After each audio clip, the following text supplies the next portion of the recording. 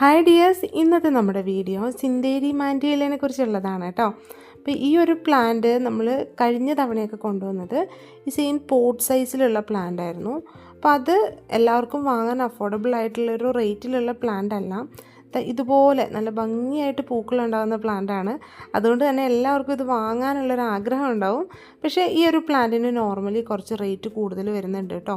Mandevilla ആണെങ്കിൽ പോലും ഈ ഒരു സൈസിൽ വരുന്ന പ്ലാന്റിന് നമുക്ക് നല്ല റേറ്റ് വരും. അപ്പോൾ ഇതൊരു വെറൈറ്റി മാൻഡിവില്ലയാണ്. നമ്മുടെ വീഡിയോസൊക്കെ കണ്ടിട്ടുള്ളവർക്കറിയാം.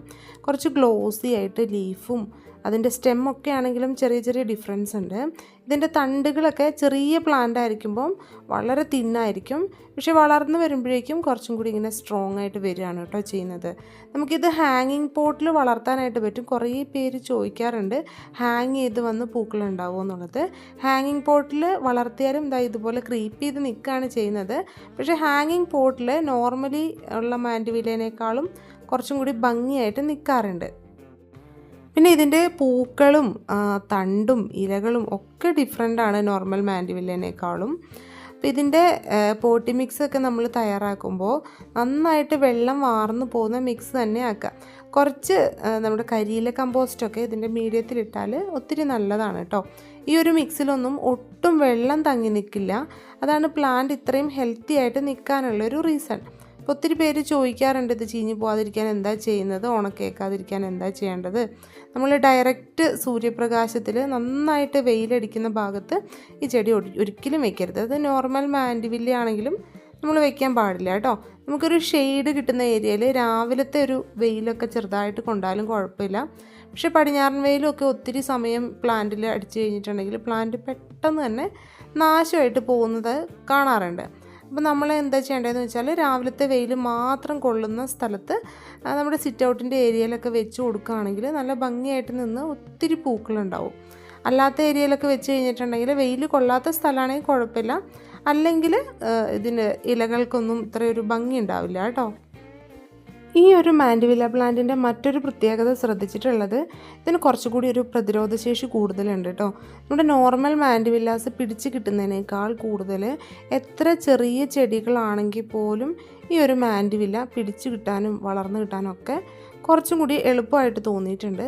ഗ്രോത്ത് ഫാസ്റ്റ് ആണെന്നല്ല, ഗ്രോത്ത് സ്ലോ തന്നെയാണ്, പക്ഷേ പെട്ടെന്ന് തന്നെ പിടിച്ച് കിട്ടാറുണ്ട് കേട്ടോ. അപ്പോൾ ഇതുപോലെയാണ് ഇതിൻ്റെ ലീഫും സ്റ്റെമ്മും ഫ്ലവേഴ്സും ഒക്കെ ഉണ്ടാകുന്നത്. ഇതിൻ്റെ ചെറിയ പ്ലാന്റ്സ് ആണ് കേട്ടോ ഇപ്പം നമുക്ക് സെയിലിന് വന്നിരിക്കുന്നത്. നമ്മൾ വെറും 290 രൂപയ്ക്കാണ് ഈ പ്ലാന്റ് അയച്ചു തരുന്നത്. കൊറിയർ ചാർജ് എക്സ്ട്രാ വരും കേട്ടോ. കൊറിയർ ചാർജ് ഇൻക്ലൂഡഡ് അല്ല പ്രൈസ്. അത് നിങ്ങളുടെ സ്റ്റേറ്റ് ഏതാണെന്ന് നോക്കിയിട്ട് ആഡ് ചെയ്ത് നമ്മൾ ലാസ്റ്റ് പറയുന്നതായിരിക്കും. നിങ്ങൾക്ക് തരാൻ പോകുന്ന മാൻഡിവില്ല പ്ലാന്റിൻ്റെ സൈസ് വീഡിയോൻ്റെ ലാസ്റ്റ് ഞാൻ കാണിക്കുന്നുണ്ട്. അത് കണ്ടതിന് ശേഷം മാത്രമേ ഓർഡർ തരാവുള്ളൂ. ഇത് നോർമലി റേറ്റ് കൂടുതൽ വരുന്ന പ്ലാന്റ്സ് ആണ്. നമ്മൾ ചെറിയ പ്ലാന്റ്സ് ആണ് ഇപ്പോൾ തരുന്നത് കേട്ടോ. അത് നല്ല പാക്കിങ്ങിൽ തന്നെ നിങ്ങൾക്ക് അയച്ച് നമ്മൾ തരും. പക്ഷേ പ്ലാന്റ്സിൻ്റെ സൈസ് കണ്ടിട്ട് മാത്രം ഓർഡർ ചെയ്താൽ മതി.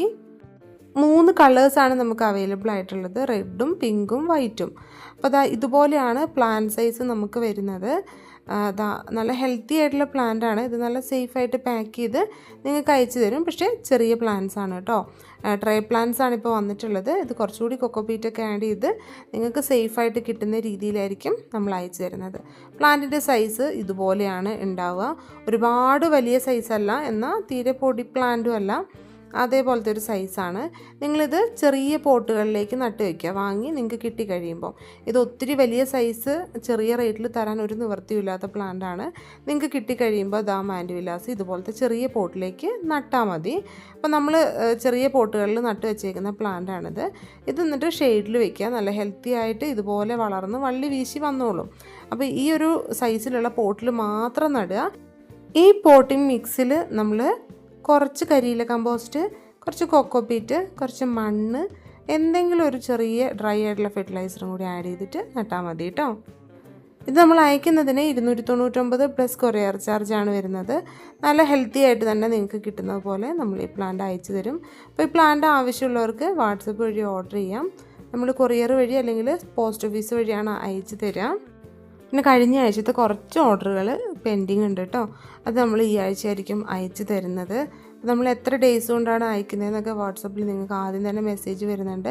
ആ ഒരു ദിവസത്തിനുള്ളിൽ നിങ്ങൾക്ക് കിട്ടുന്നത് പോലെ നമ്മൾ പ്ലാൻസ് എല്ലാം അയച്ചു തരുന്നതായിരിക്കും. Thanks for watching.